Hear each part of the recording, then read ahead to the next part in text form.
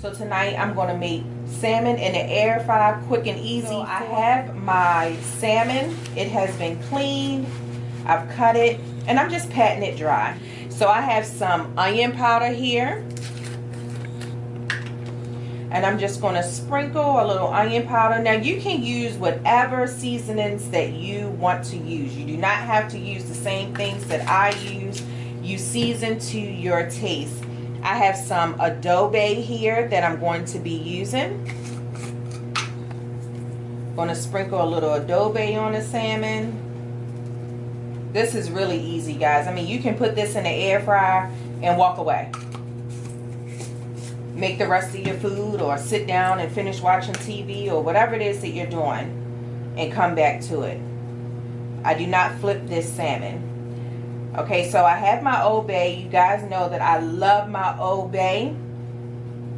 If you're new to my channel, welcome. Subscribe, click to get notifications. If you're old to my channel, hey.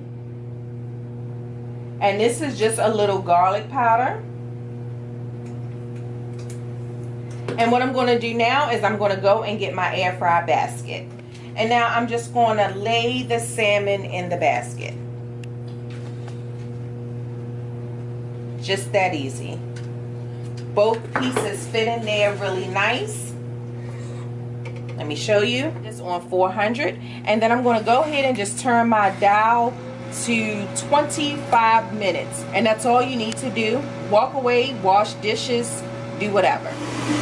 Now with about 5 minutes left, I like to put a little Land O'Lakes butter, margarine, whatever you want to call it, on top of my salmon and then stick it back in.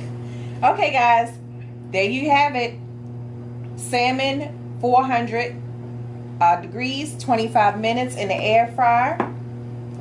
And once you set it, you can forget it.